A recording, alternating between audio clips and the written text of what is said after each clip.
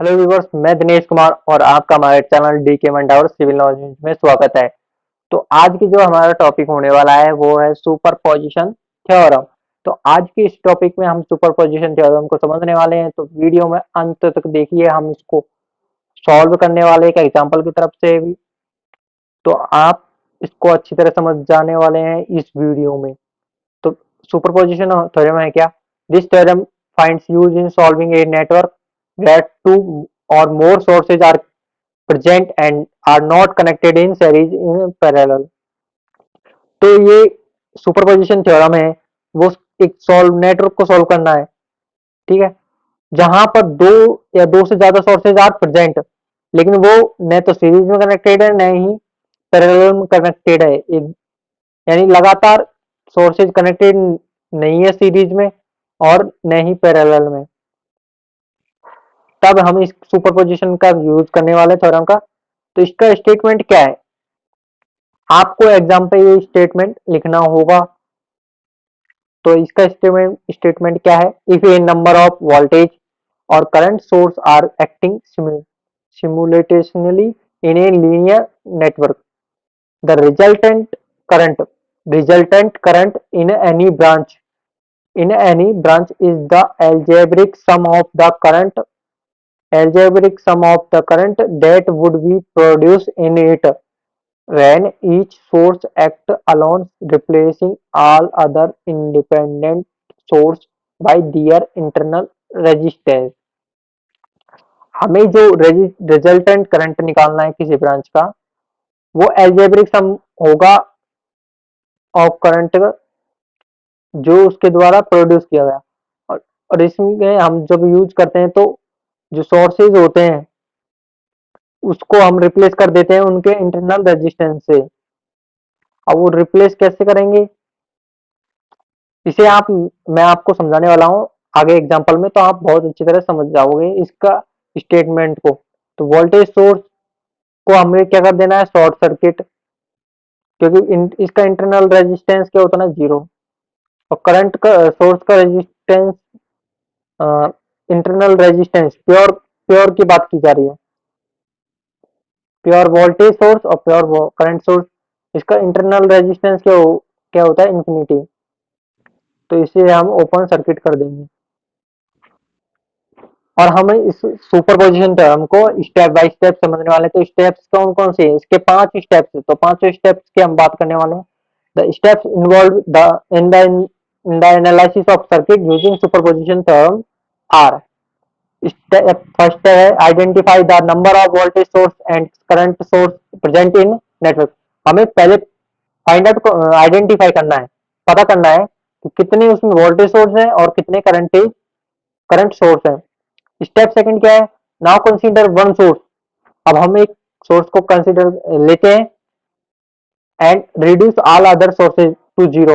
और हम बाकी सभी सोर्सेज को जीरो कर देते हैं। यदि वोल्टेज सोर्स है तो उसे हमें शॉर्ट सर्किट करना है, और करंट सोर्स है तो उसे हमें ओपन सर्किट करना है। स्टेप थ्री क्या है? Use nodal and mesh analysis find the response in the desired branch.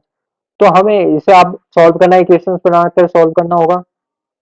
Stop step 4 है now assign consider main circuit and consider second source. जब जब हम एक जिस यहाँ पर एक सोर्स को कंसीडर करके चले थे, उसी को लेकर चले गए थे, बाकी को हमने उसे इंटरनल रेजिस्टेंस से रिप्लेस कर दिया था। तो अब हम वापस मेन सर्किट को कंसीडर करते हैं और किसी दूसरे सोर्स को लेकर बाकी सभी सोर्सेज को क्या करते हैं? जीरो, यानी उनके इंटरनल रेजिस्टेंस से उसे रिप्लेस कर देते हैं। And repeat the step second and step 4 to all sources. Step 2 क्या है? Consider one source. तो इस और फोर्थ क्या है? दोबारा मेन सर्किट को कंसीडर करना और सेकंड सोर्स को लेना। तो ये प्रोसेस चलने वाला है जितने आपके करंट सोर्स हैं, जितने भी आपके करंट कहाँ है, वोल्टेज सोर्स और करंट सोर्स, जितने भी करंट सोर्स वोल्टेज सोर्स हैं, उतनी बार ये प्रोसेस होने वाला है। तो स्टेप 5 क्या है? Find the algebraic sum of all the responses in step third. तो स्टेप थर्ड में हमने सॉल्यूशन किया था, तो उन सभी का जो एल्जेब्रिक सम होगा वो हम फाइंड आउट कर लेंगे। तो अब हम इस सुपरपोजिशन थ्योरम को एग्जाम्पल के द्वारा समझने वाले हैं, जिससे आप पूरा तरीके से क्लियर हो जाएगा और आप इस वीडियो को दोबारा देखिएगा, जिससे कि आपको ये वीडियो आज ही परफेक्ट तरीके से समझ आ जाएगी और आप इसे कभी नहीं भूलेंगे। तो अब हम इसके एग्जाम्पल की ओर बढ़ते हैं। तो चिंता ना करिए, अब आपको एग्जाम्पल सॉल्व करते हैं। तो इस एग्जाम्पल को सॉल्व करेंगे, तो इसमें आप देखिए पहले ये example, find the current in 4 ohm resistance. तो हमें करंट को किसमें फाइंड आउट करना है? 4 ओम रेजिस्टेंस में। 4 ओम रेजिस्टेंस में, इस रेजिस्टेंस के 4 ओम, इस रेजिस्टेंस की बात की जा रही है, इसमें हमें करंट फाइंड आउट करना है। तो current contains one voltage source, sorry, the circuit contains one voltage source and one current source. तो देख सकते हैं हम यहाँ पर एक वोल्टेज सोर्स है, एक करंट सोर्स है। तो हमें इसकी वजह से भी करंट फ्लो होगा, इसकी वजह से भी करंट फ्लो होगा।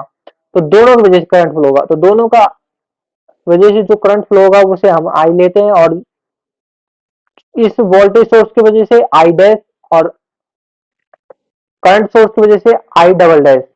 तो हम इसको आप सॉल्व करते हैं। तो हमारे स्टेप थर्ड की ओर हम फोर्थ पहुंच चुके हैं, स्टेप सेकंड की तरफ। स्टेप सेकंड की तरफ, यहाँ पर हमने स्टेप फर्स्ट देखी थी ऊपर कि इसमें कितने करंट वोल्टेज सोर्स है और कितने करंट सोर्स है।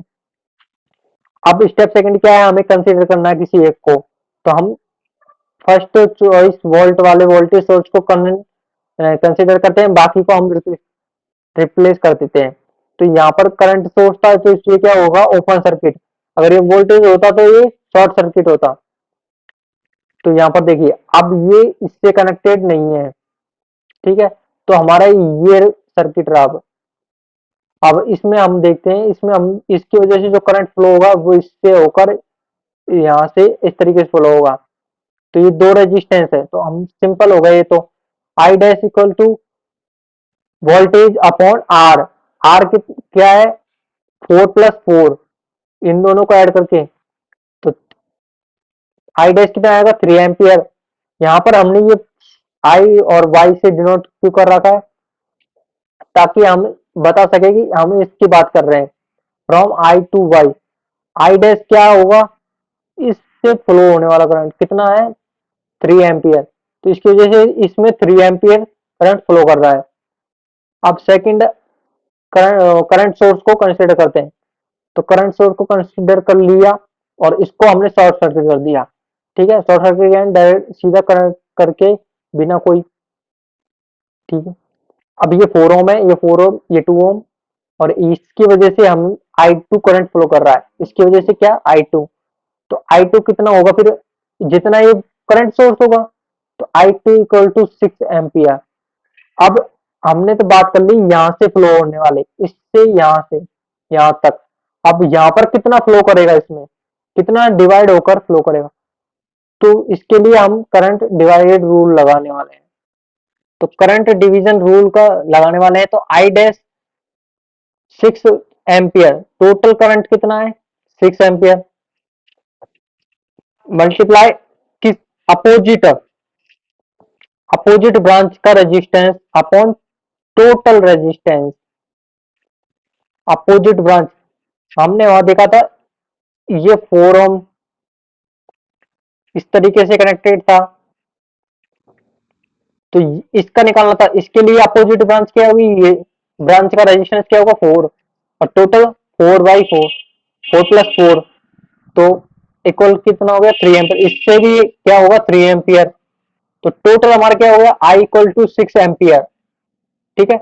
इस तरीके से अगर इसमें तो दो सोर्सेस थे, अगर तीन होते तो 3 टाइम पे हम तीसरे सोर्स को भी के कारण भी इसमें करंट निकालते, तो वो क्या होता? आई ट्रिपल डैश, ठीक है। इस तरीके से अब इसकी लिमिटेशन की बात कर लेते हैं। इसके लिमिटेशन क्या क्या है सुपरपोजिशन थ्योरम की? सीमाएं क्या है? तो superposition theorem does not useful for power calculation. Power calculation के लिए हम इस सुपरपोजिशन थ्योरम को यूज नहीं कर सकते। Superposition theorem can not be applied for a non linear circuit. यदि आपको नॉन लीनियर, लीनियर सर्किट इनके बारे में पता नहीं तो हमने इसके बारे में वीडियो बना रखी है जहाँ पर हमने इनको समझा रखा है पूरे अच्छी तरीके से।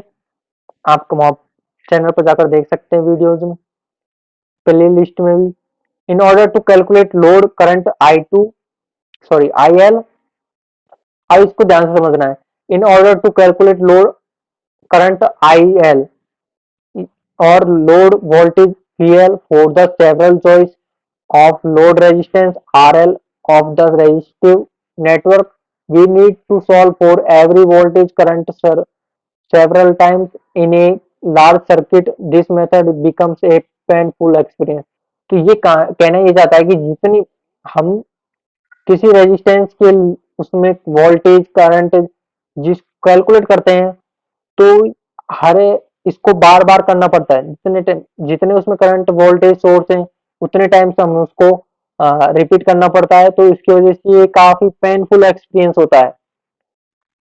यदि किसी सर्किट में तीन या चार आ जाए, तीन या चार सोर्सेज आ जाए तो वो काफी लंबा हो जाएगा सॉल्यूशन उसका। तो इसके लिए ये काफी पेनफुल एक्सपीरियंस होता है। तो सुपरपोजिशन थ्योरम की बात कर ली थी आज की, तो आप हमारे चैनल पे नए हैं तो सब्सक्राइब कर लीजिएगा जरूर, और वीडियो को क्या करना है, लाइक, नहीं तो डिसलाइक, और आप मुझको कमेंट करके बताइएगा। और जिसका कमेंट अच्छा होने वाला है उसको हम देने वाले हैं हार्ट। तो मिलते हैं एक नई वीडियो के साथ। जय हिंद।